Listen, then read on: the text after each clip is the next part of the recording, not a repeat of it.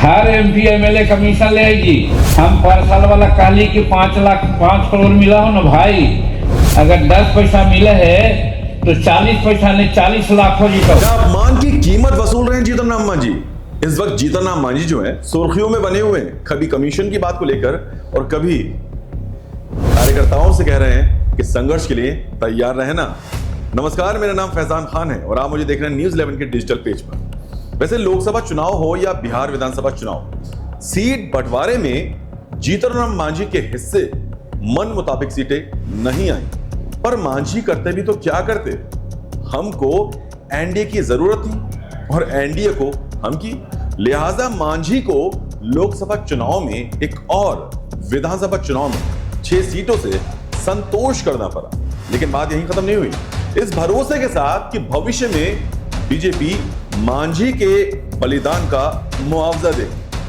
जरा सुनिए इसको। पार्लियामेंट के चुनाव में कहा गया था कि 2 सीट पार्लियामेंट का और 1 राज्यसभा का दिया जाएगा और पत्थर का लकीर मान लिया जाए, लेकिन मिला हमको 1। हम एक शब्द नहीं कभी बोला।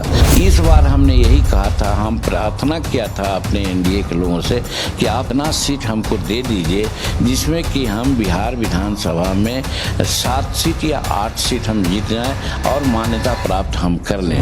पहले ही कहा कि हमारे कार्यकर्ता अपने को अपमानित समझे, लेकिन हमने सबको समझाया। आवाज हमारा कार्यकर्ता कहीं कहीं रिवेल हो गए हैं, जैसे 2-3 जगह हैं रिजाइन कर दिए हैं, हमारे पार्टी से चले गए हैं, इंडिपेंडेंट लड़ रहे हैं। थोड़ा सा लोग किए हैं, हम लोग उनको पार्टी से निष्कासित किया है। हम कहा कि भाई हम एनडीए में हैं, एनडीए ने जो हमको कहा है उसके आधार पर हम सब काम करेंगे, मदद करेंगे। तो रिएक्शन तो होता है, every action has got reaction. चुनाव बीत चुके हैं, जीतन राम मांझी का स्ट्राइक रेट भी शानदार रहा।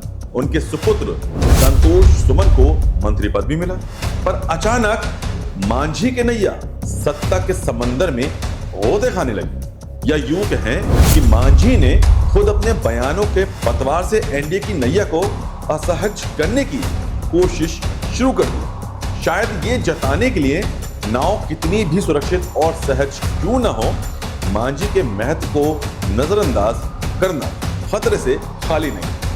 जीतन राम मांझी ने अपने कार्यकर्ताओं को संघर्ष के लिए तैयार रहने की ताकीद देकर क्या जताने की कोशिश की।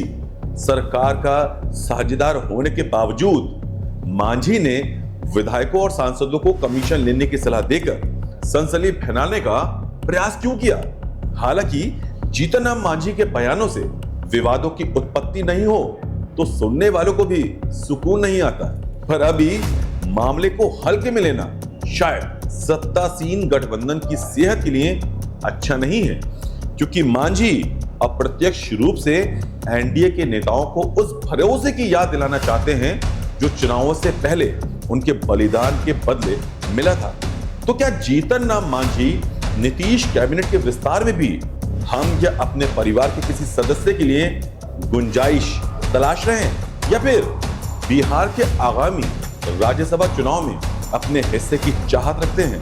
क्योंकि इतना तो तय है कि जीतन राम मांझी अगर हम की नैया दूसरे किनारे पर टिकाते हैं तो निकट भविष्य में कोई फायदा नहीं दिख रहा है। लिहाजा विश्लेषक फिलहाल यही मानते हैं कि मांझी बिहार और केंद्र की सत्ता में अपनी हिस्सेदारी बढ़ाना चाहते हैं, जिसके लिए अपने बयानों के लिए मशहूर मांझी ने प्रेशर बनाने के लिए फिर अटपटे बयानों का सहारा लिया है। ये गौरतलब है कि दलितों वोटों के साम्राज्य के चिराग पासवान भी राजकुमार हैं। शायद यही बात मांझी भूल रहे हैं। अब आपको इनकी बातें सुनकर के क्या लगता है, आप कमेंट सेक्शन में अपनी राय जरूर दें।